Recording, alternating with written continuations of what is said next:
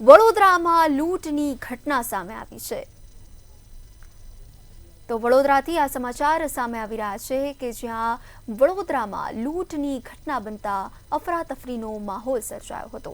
લૂંટની ઘટના બનતા સ્થાનિકોમાં ભયનો માહોલ જોવા મળ્યો। વડોદરાથી આ સમાચાર સામે આવી રહ્યા છે કે જ્યાં 3 બુકાનીધારી લૂંટારો દ્વારા લૂંટ ચલાવવામાં આવી હતી। ગરબા રમ્યા બાદ પરત ફરી રહેલા યુવક યુવતી લૂંટાયા હતા। લૂંટની ઘટના બનતા ચકચાર મચી હતી। અંકોડિયા કેનાલ રોડ પર યુવક યુવતીને લૂંટી લેવામાં આવ્યા છે। ગરબા રમીને પરત ફરી રહ્યા હતા અને તે જ દરમિયાન આ ઘટના બની। તસ્કરોએ લાભ લીધો। યુવક બાઇકનો ટર્ન મારતો હતો અને 3 લૂંટારૂ ધસી આવ્યા હતા। યુવક બાઇકનો ટર્ન મારતા જ આ ઘટના બની હતી। ગરબા રમીને પરત ફરી રહ્યા હતા અને તે જ દરમિયાન આ લૂંટની ઘટના ઘટી। લૂંટારાઓએ યુવતીનો મોબાઈલ દાગીના રોકડની લૂંટ કરી।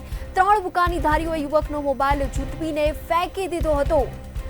આ લૂંટનો બનાવ બનતા ભયનો માહોલ જોવા મળ્યો। યુવકે રોડ પર આવીને બીજાનો ફોન લઈ 112 નંબર લગાવીને તેમની મદદ મેળવી। સમગ્ર મામલે તાલુકા પોલીસે તપાસના ચક્રો ગતિમાન કર્યા છે અને હજુ સુધી યુવતીએ કે યુવકે પોલીસ ફરિયાદ નોંધાવી નથી। લૂંટફાટના બનાવ બની શકે છે। સુમસાન રસ્તો છે એટલે અને જો અહીંયા હા જાણ તો નથી પણ અહીંયા આવું ના જોઈએ। જો નવરાત્રીના સમયે તમે આવતા હોય તો નવરાત્રી રમવી જોઈએ। અહીંયા સુમસાન રસ્તા પર રાત્રે ના આવવું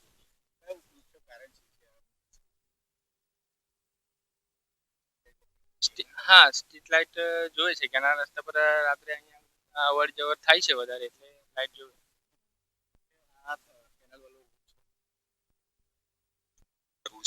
અને એકલ દોકલ જો લોકો આવતા હોય અહીંયા તો એમને આવતા રોકવાની જરૂર છે। કેમ કે વારે ઘડીએ પહેલા પણ ભૂતકાળમાં આવી ઘટનાઓ બની ચૂકી છે। ઘણી અવાવરૂ જગ્યા છે એટલે એકલ દોકલમાં તો કોઈ બેઠું હશે ને તો કોઈ આઈને ખેતરમાં લઈ જશે કે ઝાડીઓમાં લઈ જશે તો રોડ પર મને ખબર નહીં પડે। તમે કોઈ અવાજ કરો કે કંઈ પણ કરો મને ખબર નહીં પડે અને ગુનેગારો ભાગી પણ જશે। હા એવી શક્યતાઓ છે। તો અત્યારે પણ કેવું છે ઘણા જુવાનીઓ આવે છે એકલ દુકલ અને બેસી રહે છે એ સારું નથી।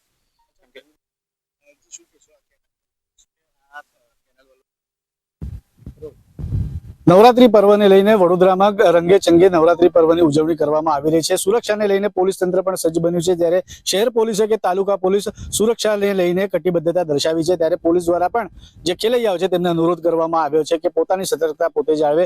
ગતરોજ મોડી રાતે જે બનેલી ઘટના છે તેને લઈને હવે અનેકો એવા તર્કો વિતર્કો સર્જાયા છે। વડોદરાના અંકોડિયા કેનાલ રોડ ખાતે એક્ટિવા ઉપર જતી સીએની વિદ્યાર્થી અને તેના મિત્રને ચાકુની અણીએ લૂંટી ત્રિપુટી ફરાર થઈ હતી। દાગીના 2 આઈફોન અને રોકડ રૂપિયા 1000 મળીને કુલ 1 લાખની લૂંટ કરી હોવાની વાત સપાટી પર આવી છે। આ એ જગ્યા છે અને આપણે જોઈ શકીએ જે પ્રમાણે આ કેનાલનો રોડ છે અહીંયા જે 3 બુકાનાધારી અહીંયા છુપાયા હતા, જે લૂંટારો અહીંયા છુપાયા હતા તેમને કેટલી મોટી જગ્યા અહીંયા મળી હશે અને તેઓ અહીંયા ઘણા જે લોકો છે તેમની રાહ જોઈને બેસ્યા હશે, તેમના શિકારની રાહ જોઈને અહીંયા બેસ્યા હશે। તેવી રીતે આ જે જગ્યા ઉપરથી સ્પષ્ટ થાય છે। નોંધનીય બાબત છે કે અનેકો એવી આ જગ્યા ઉપર અવાવરૂ જગ્યા છે અને કોઈ પણ પ્રકારની અહીંયા સ્ટ્રીટ લાઇટ કે અનેક એવી કોઈ પણ પ્રકારની સુવિધા અહીંયા જોવા નથી મળતી। જર્જરિત અહીંયા મકાન છે, મકાન જે ખુલ્લા પડેલા છે, ત્યાં પણ કોઈ ગેરપ્રવૃત્તિઓ થતી હોય તેવી રીતની વાત પણ જે સ્થાનિકો છે તેમના દ્વારા જાણવા મળી છે। ત્યારે લોકો જે ખેલૈયાઓ છે તેમજ અન્ય લોકો છે પોતાના અંગત પળો તેમજ પોતાની મેજવાણી માણવા માટે પણ અહીંયા આવતા હશે।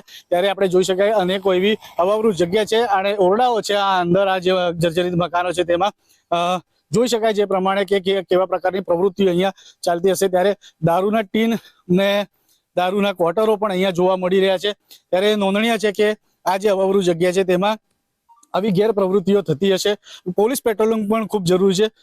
ગત વર્ષે જ્યારે ભાયલીમાં ગેંગરેપ જેવી ઘટના બનવા પામી હતી તે પણ એવી અવાવરૂ જગ્યાથી ત્યાં બનવા પામી હતી। એટલે ચોક્કસથી પોલીસે આના ઉપર વિચાર કરવો જોઈએ અને આવી અવાવરૂ જગ્યા પર પેટ્રોલિંગ વધારવું જોઈએ। તેમજ સ્થાનિકોનું પણ એવું માનવું છે કે અહીંયા સ્ટ્રીટ લાઇટનો અભાવ છે એટલે સ્ટ્રીટ લાઇટ પણ અહીંયા થવી જોઈએ તેવી રીતની પણ માંગ ઉઠી છે। સુરક્ષાને લઈને ખેલૈયાઓએ પણ સતર્ક રહેવું પડશે, સાથે પોલીસે પણ પેટ્રોલિંગ વધારવી પડશે। કેમેરામેન કેતન શિંદે સાથે સત્યમ નેવાસકર, મંતવ્ય ન્યૂઝ, વડોદરા।